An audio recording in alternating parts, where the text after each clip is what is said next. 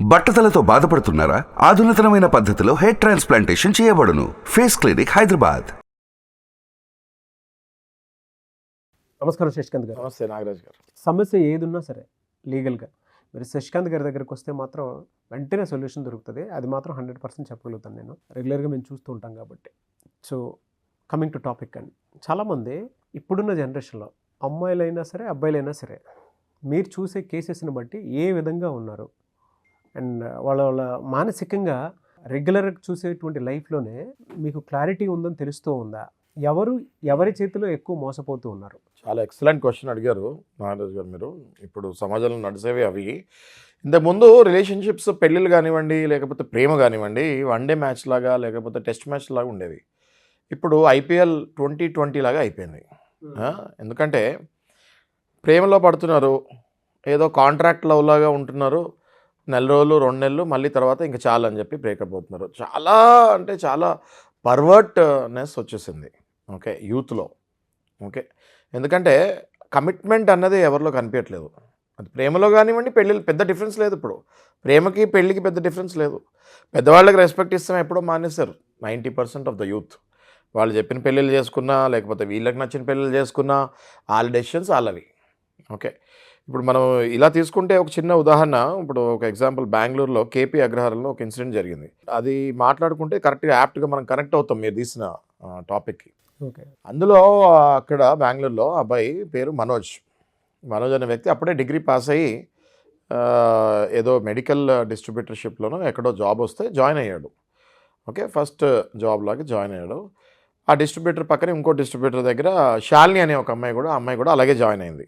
అయితే వీళ్ళు ఆ సేమ్ ఒకటే క్యాంపస్లో ఉండేసరికి, అవన్నీ డిస్ట్రిబ్యూటర్షిప్ ఆఫీస్లో మధ్యాహ్నం లంచ్ అయ్యేసరికి కామన్ క్యాంటీన్ అది. ఆ కామన్ క్యాంటీన్లో వీళ్ళ ఆఫీస్ వాళ్ళు వెళ్తాము, వాళ్ళ ఆఫీస్ వాళ్ళు వస్తాము. అప్పుడు ఈ మనోజ్ అనే అబ్బాయి శాలిని అనే అమ్మాయి పైన మనసు పారేసుకున్నాడు. ఓకే, క్రష్ అయింది అబ్బాయికి శాలిని పైన. డైలీ లంచ్కి వెళ్ళిపోతాము, అబ్జర్వ్ చేస్తాము శాలిని కూడా ఆ విషయం అబ్జర్వ్ చేసింది. ఈ కుర్రాడు ఎవడో నన్నే చూస్తున్నాడు అన్నది తెలిసిపోతుంది అమ్మాయిలకి ఈజీగా, హూ ఈజ్ స్టాకింగ్ అనేసి. సో శాలిని కూడా అబ్జర్వ్ చేస్తాం జరిగింది. కొన్నాళ్ళ తర్వాత ఈ అబ్బాయి ఇంకెళ్ళి ఆ అమ్మాయిని డైరెక్ట్గా ప్రపోజ్ చేస్తాం జరిగింది. ఇది క్యాంటీన్లోనే వీళ్ళు కలుస్తారు కాబట్టి డైరెక్ట్గా వెళ్ళి మాట్లాడి ప్రపోజ్ ఐ లవ్ యూ చెప్తాం జరిగింది. డైరెక్ట్గా చెప్పేసరికి ఈ అమ్మాయి ఒక్కసారిగా అది విని సర్ప్రైజ్ అయిపోయి, లేదు ఇవన్నీ నాకు ఇంట్రెస్ట్ లేదు అని చెప్పేసి అక్కడి నుంచి వెళ్ళిపోయింది. అమ్మాయి చూస్తూ ఉండే ఈ అబ్బాయిని కూడా, బట్ స్టిల్ ఎందుకో సడన్గా చెప్పేసరికి అది యాక్సెప్ట్ చేయక maybe she require some time ఏమో అనుకొని వెళ్ళిపోయింది. అక్కడి నుంచి నో అని చెప్పితే వెళ్ళిపోయింది. దాంతో ఒక్కసారిగా ఈ అబ్బాయి డిప్రెషన్లోకి వెళ్తాం జరిగింది. ఎవరు? ఈ మనోజ్ అనే కుర్రోడు. జరిగి ఇంకా నేను ఈ క్యాంపస్లో నేను రోజు లంచ్కి రావాలి ఫ్రెండ్స్ తోటి, అందరు ఫ్రెండ్స్కి కూడా తెలిసిపోద్ది కదా, ఇవన్నీ చాలా ఈజీగా వెళ్ళిపోతాయి కదా న్యూస్. అదే క్యాంపస్లో ఈ అబ్బాయి ప్రపోజ్ చేస్తాము, ఆ అమ్మాయి నో అంటామన్న విషయం అందరికీ తెలిసిపోయింది. ఏది వీళ్ళ ఆఫీస్లో వాళ్ళకి, వాళ్ళ ఆఫీస్లో వాళ్ళకి. ఇంకా అక్కడ నేను తలెత్తుకొని తిరగలేనని చెప్పేసి ఈ అబ్బాయి అక్కడి నుంచి మనోజ్ అనే వ్యక్తి మానేసి ఇంకెక్కడో వేరే దగ్గర జాబ్ ఎత్తుక్కొని జాయిన్ అయ్యాడు. జాయిన్ అయ్యి ఆయన జీవితం ఆయన సాగిస్తూ ఉన్నాడు. ఇంకా ఈ శాలినిని మర్చిపోయి ఇంకా పెద్దలు చెప్పిన వివాహం కుదుర్చుకొని మ్యారేజ్ చేసుకుందాం అనుకొని బతుకుతూ ఉన్నాడు. ఈ సోషల్ మీడియా చాలా పెంట చేస్తుంది నాగరాజు గారు. ఓకే, ఈ సోషల్ మీడియా వల్ల ఏమవుతుందంటే ఎప్పుడెప్పుడో రిలేషన్స్ మళ్ళీ కనెక్ట్ అవుతూ ఉంటాయి. ఆ లోపు మ్యారేజెస్ కూడా అయిపోయి ఉంటాయి వీళ్ళకి వాళ్ళకి. అవును. సో ఈ సోషల్ మీడియా, ఈ ఫేస్బుక్లోనో ఇన్స్టాలోనో ఎందులోనో మళ్ళీ ఈ అబ్బాయి మనోజ్ అనేవాడు శాలినిని చూస్తుంది జరిగింది. వెంటనే ఫ్రెండ్ రిక్వెస్ట్, ఆ పిల్ల వెంటనే యాక్సెప్ట్ చేసేస్తాము, చాటింగ్ చేస్తాము, స్మైలీలు పంపించుకుంటాము, ఆ అమ్మాయి స్మైలీలు పంపిస్తాము, ఇవన్నీ స్టార్ట్ అయినాయి.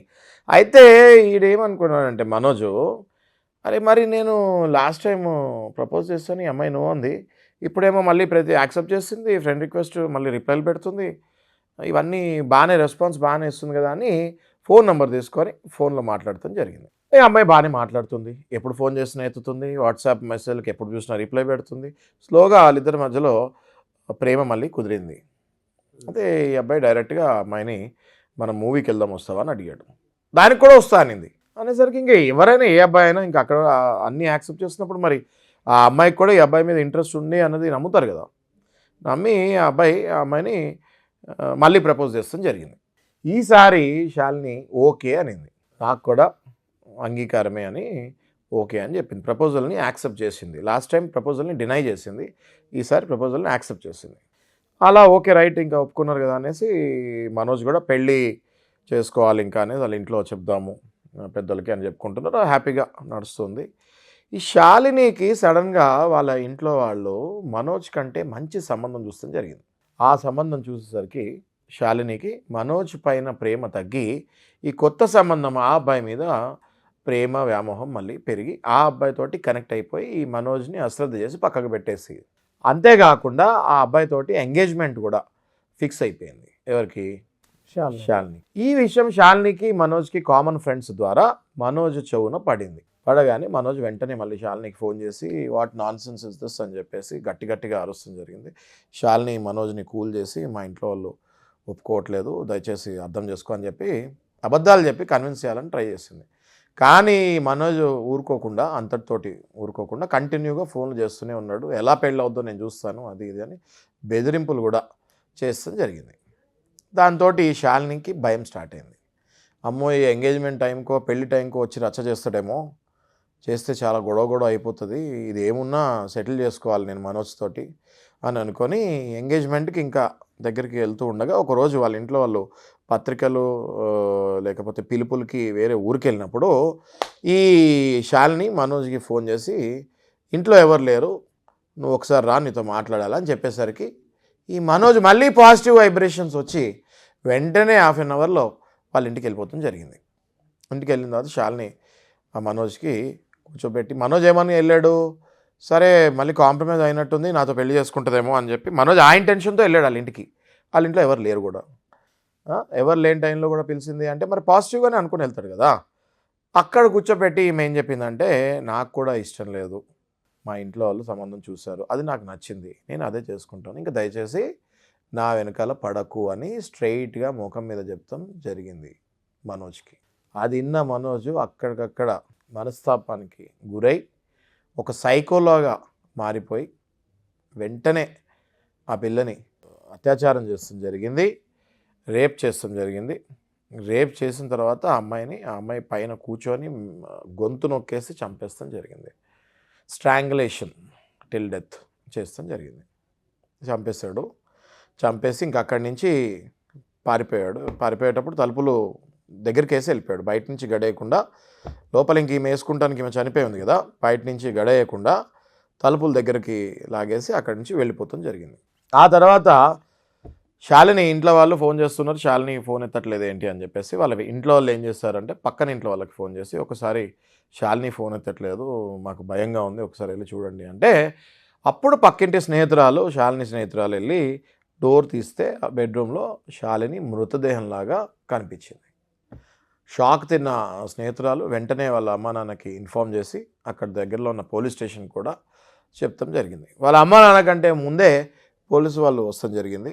అక్కడ ఇన్వెస్టిగేషన్ అన్నీ చేసి ఆల్మోస్ట్ ఆ అబ్బాయి చంపాడు అన్నది కెమెరాల్లో అక్కడ చూసి ఒక నిర్ధారణకు వచ్చి వాళ్ళ మదర్ ఫాదర్కి చెప్తాం జరిగింది. ఆ మదర్ ఫాదర్ వాళ్ళు ఏమన్నారు, అప్పుడు మాకు అసలు ఈ అబ్బాయి ఎవరో తెలియదు, ఇంత లవ్ స్టోరీ ఉందని మాకు తెలియనే తెలియదు అని వాళ్ళ పేరెంట్స్ పోలీసు వాళ్ళకి చెప్తాం జరిగింది.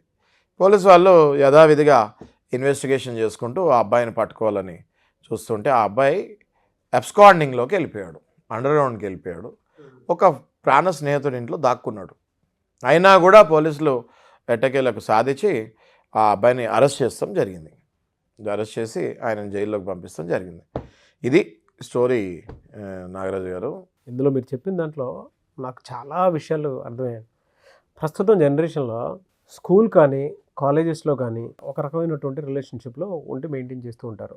సో ఆ ప్లేస్ అయిపోయిన తర్వాత, కాలేజ్ ప్లేస్ దాటి వచ్చిన తర్వాత ఆఫీస్ వీళ్ళకి ఒక్కొక్క అడ్డలాగా మారిపోతూ ఉంటుంది, లవర్స్ అడ్డలాగా. ఇప్పుడున్న జనరేషన్లో మీరు ఇందాక 2020 మ్యాచ్ అన్నారు కదా, అట్లే ఉంది.